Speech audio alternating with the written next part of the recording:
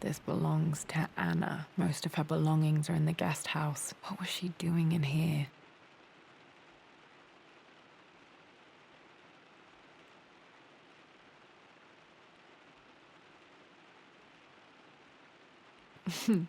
Someone has a sense of humor.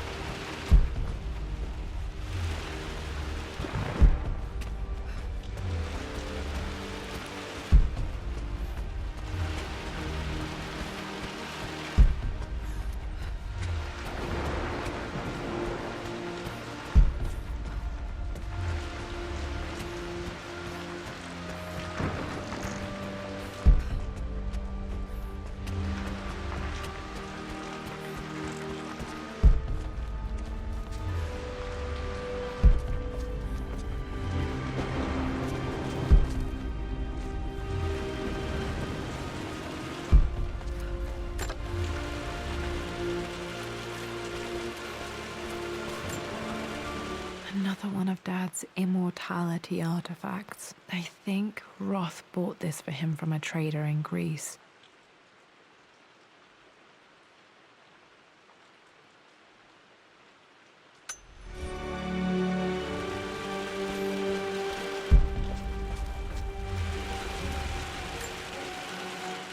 Lara, since your return from your expedition to Yamatai, I've grown increasingly alarmed at your erratic behavior. I can only assume you suffered some kind of psychological trauma and are only acting out as a call for help. I want you to know that I hear you, loud and clear. Anna and I agree that it's time for you to be evaluated by a professional. I took the liberty of arranging an introduction to a highly qualified colleague of mine. You should be receiving the details in the post soon. I want to impress upon you the importance of this, Lara. As executor of the estate, it is my duty to see that it is left in capable hands. And if I may be blunt, you're acting like your father when he was at his worst. He nearly lost the manor himself in those days. I'd hate for you to repeat his mistakes. I encourage you to embrace the help I'm offering. Sincerely, your uncle.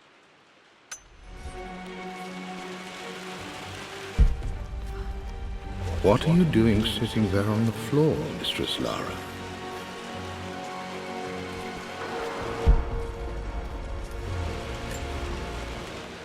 Hey, Jonah. Sorry for not getting back to you sooner. I've decided to do some research at the manor. A lot has happened, and I need some time to think about what I want to do next. This old place is filled with memories and secrets. Uncle Atlas has tried to keep me out of here for so long, I don't even know if I want to keep it. But after everything that's happened, maybe I can find out what it still means to me, if it's worth fighting him for. I'll let you know how things worked out when I'm back in London.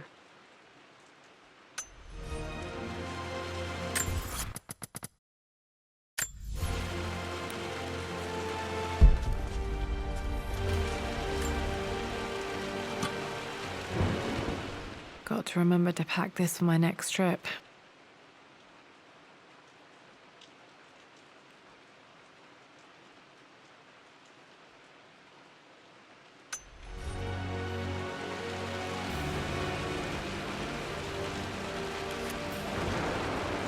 Should be able to explore the dark now.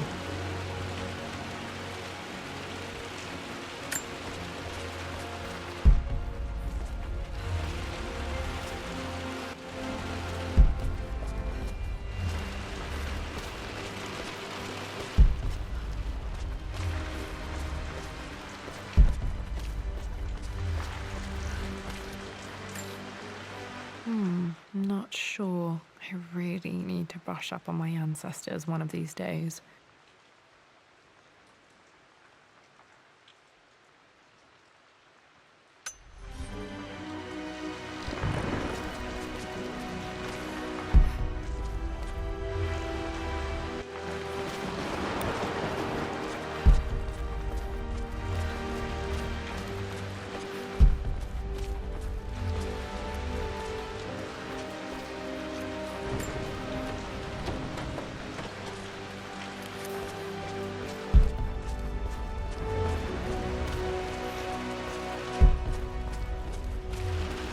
Looking at the compass, thinking. What about, if I may inquire? Just thinking about discovering faraway places, about finding adventure. The offer came in the post last week, and I still haven't told Richard. He flew ahead to Tibet, where I will meet him shortly. I never told him I was submitting my work. Never thought there was a chance of being accepted. Oh, but a gallery tour is not something I can pass up.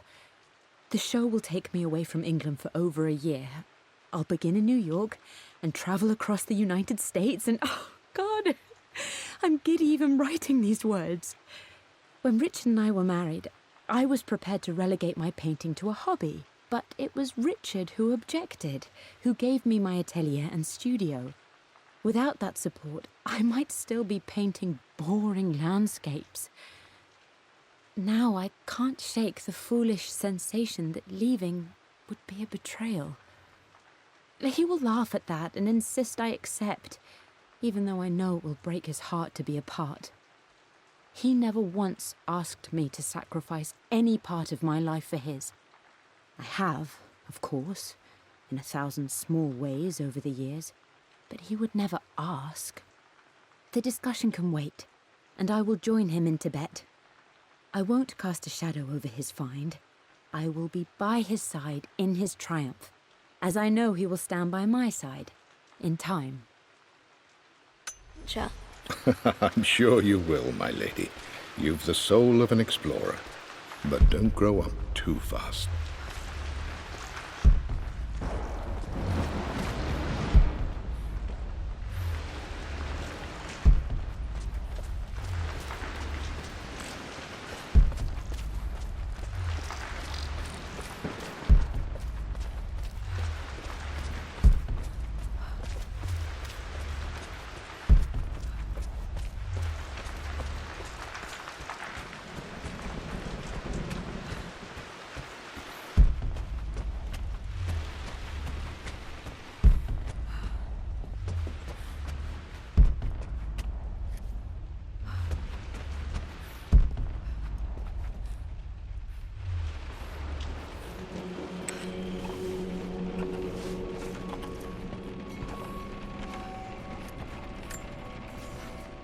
Amelia, the news has reached Mother. She knows that you broke off your engagement with the Earl of Farringdon. She is beside herself with worry. But, for the moment, she's controlling the narrative. As far as anyone knows, you're just having innocent second thoughts. But the moment your affair with Lord Croft goes public, it will be too late. Our name will be as ruined as this man you've chosen to bed. Don't you see that you're being selfish, Amelia? Please, consider your family. You're a de Mornay. Everything you do has a greater effect on us all. I'm coming down to London soon. Don't do anything rash until we have a chance to talk.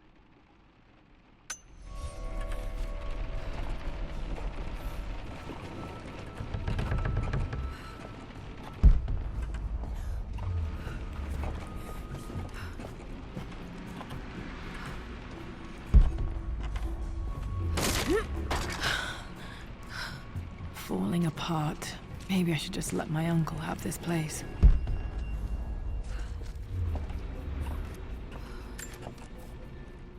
They say a good test of a relationship is how well you travel together. Well, I'd say Amelia and I have passed that test with flying colors. Indeed, these last few months in Egypt have been nothing short of extraordinary. She and Roth get on like old uni chums. In fact, the two have spent more than a few nights drinking and playing cards into the wee hours. Despite her decidedly proper upbringing, Amelia's taken to roughing it more than I ever have. She fits in and connects with the local populace with such amazing empathy.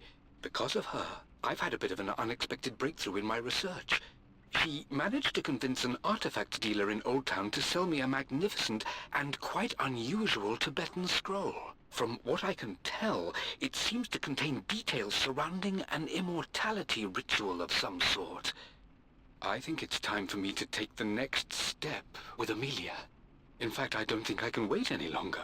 I will ask for her hand tomorrow in the bright Egyptian sun amidst the dust and ruins. I'm not surprised he asked her to marry him as soon as he got the idea.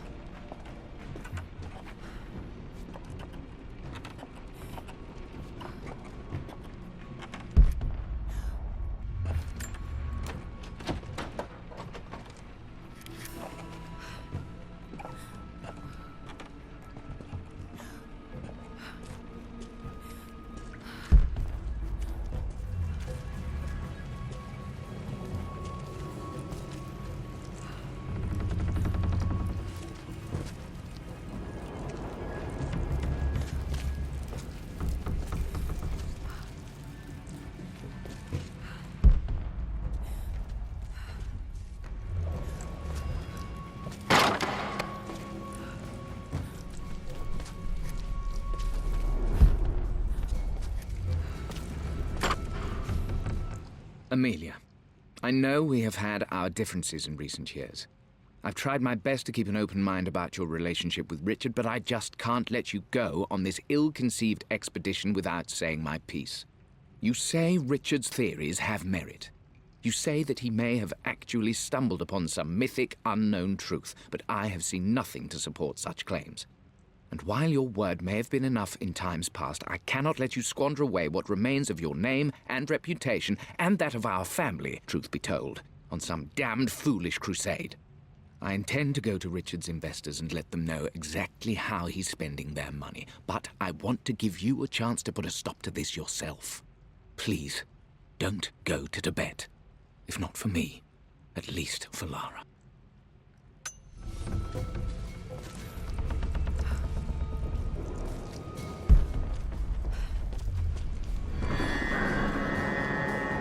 Still just as creepy as I remember.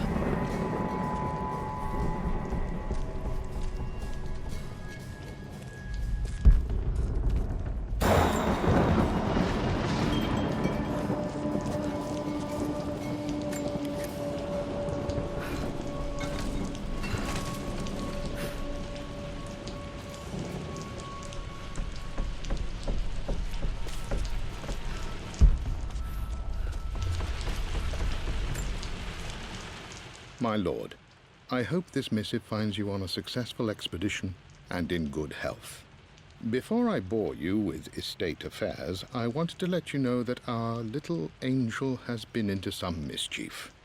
As always, I indulged her in our usual game of chess. Over the course of the game, she broached the subject of her mother. She's having trouble remembering her now, and wanted to enter her ladyship's atelier, which you sealed off, to play on her mother's piano. It enraged her when she wasn't allowed to go in, of course. For someone so young, she has such strong emotions. Later in the day, she set a trap for me in the walk-in freezer, of all places. And before I knew what was happening, I found myself locked inside. Mrs. Sheffield discovered me an hour later, shivering and somewhat peeved. It took us an additional hour to find Lara in the grounds. I know all her hiding places, of course, but this time she really did not want to be found. Call it years of observation, but I can tell when she's out of sorts. My lord, if I may be so bold, she misses you fiercely. She is lonely for her father. Please consider a call as soon as you are able. Poor Winston. I remember being so angry. He was always so patient with me.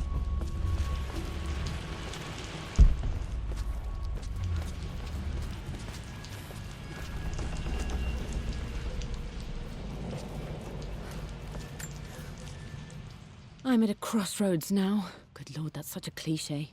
But there's truth in it.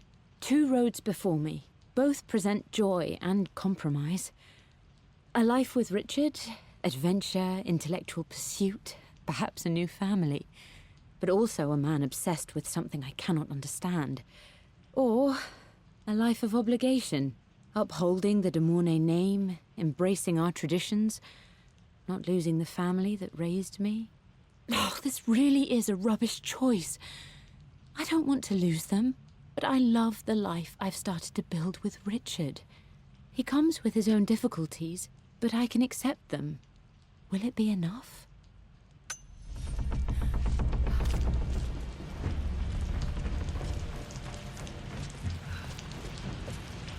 King to Queen 1. I'm going to win this time, Winston. Clever girl. But you should know by now, winning isn't everything. Queen to King's Bishop 6. Check. Easy for you to say. You always win. Knight to Queen. What I mean to say is try to enjoy the journey, Lara. Don't rush to victory. Bishop to King 7. I know, Winston. I just want... Oh no! I didn't even see that. You should also know by now, I'm not to be trifled with on this board, young lady. Mate. Oh, I am going to win. Someday.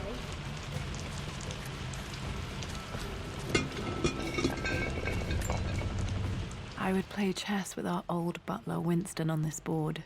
Never could beat him.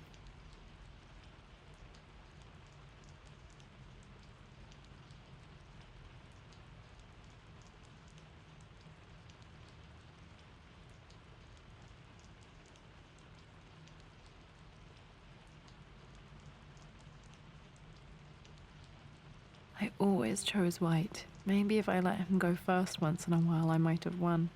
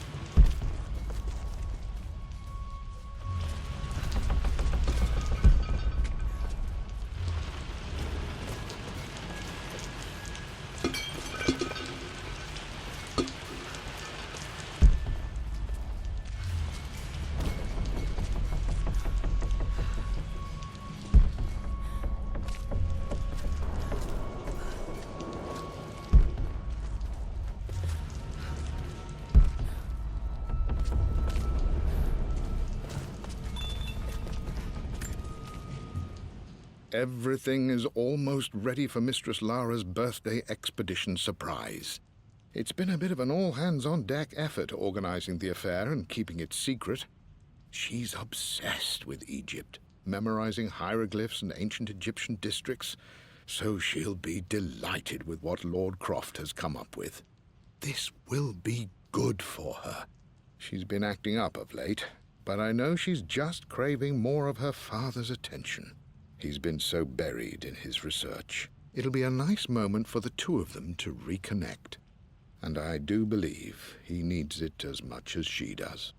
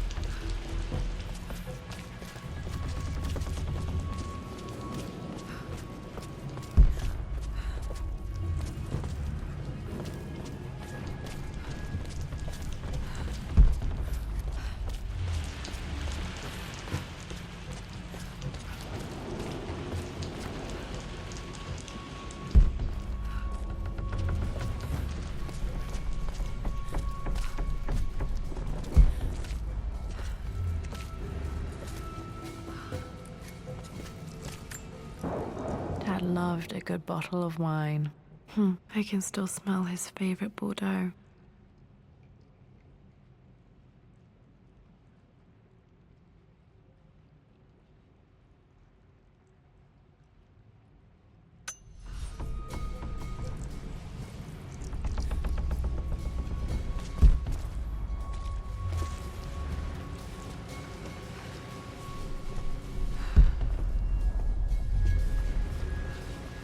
Dad, This is it! The basement of despair!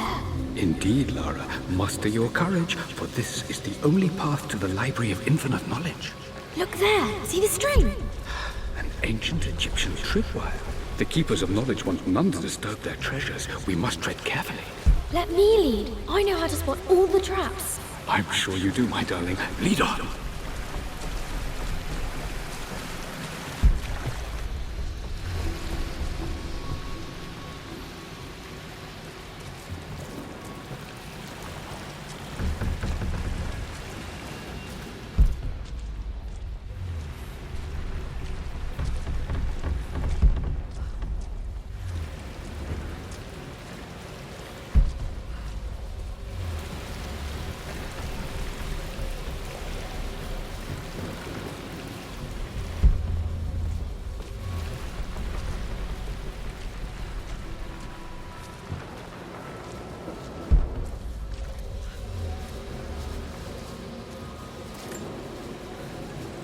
One of the wire traps Winston made for my birthday expedition. Winston used my hair ribbons to make this. He and Dad put a lot of work into this birthday surprise.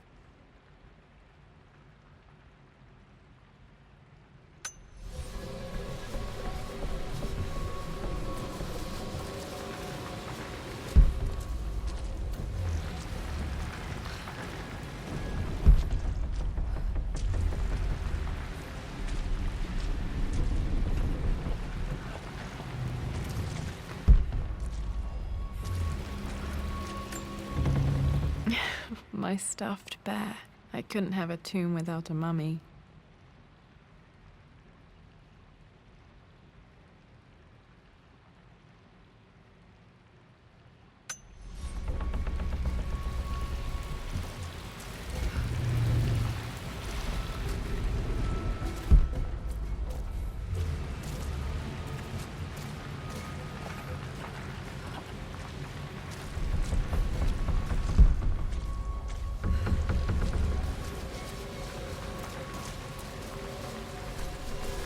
Water damage from the main hall above.